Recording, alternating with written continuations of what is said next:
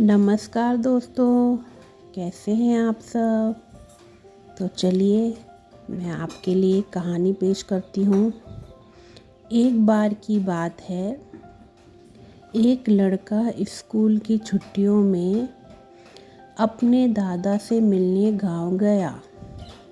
वो अपने दादाजी के साथ गांव घूमता और खेतों में काम करने के लिए भी जाता। एक दिन वो लड़का अपने दादा के साथ खेत में काम करने के लिए गया हुआ था।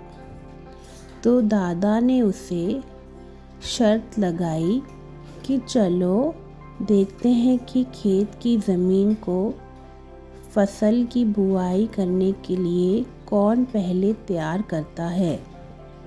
उन दोनों ने खेत की आधी आधी ज़मीन बांट ली और ज़मीन को नई फसलों की बुआई के लिए तैयार करने लगे। वो दोनों मिट्टी को खोदकर उसे पलट उसकी गांठों को तोड़ रहे थे ताकि वो फसल की बुआई के लिए तैयार हो जाए।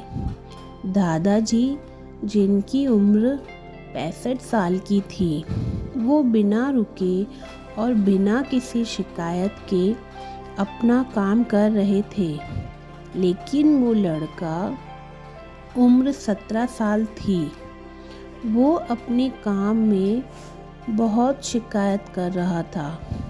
वो बार बार रुक कर आराम कर रहा था और कह रहा था कि कितना मुश्किल काम है। लेकिन उसके दादाजी बिना रुके और बिना थके काम कर रहे थे। फिर जब शाम हुई तो लड़का देखता है कि दादाजी ने अपने हिस्से की सारी ज़मीन की बुआई कर ली है और उनके हिस्से की ज़मीन अब फसलों की खेती के लिए तैयार है। लेकिन उसके हिस्से की ज़मीन में अभी आधी ज़मीन का भी काम पूरा नहीं हुआ था। वो लड़का बहुत हैरान होता है कि दादाजी ने इस उम्र में भी उससे ज़्यादा काम कैसे कर लिया। वो दादाजी के पास जाता है और उनसे पूछता है कि आपने इतनी उम्र में इतना काम कैसे किया।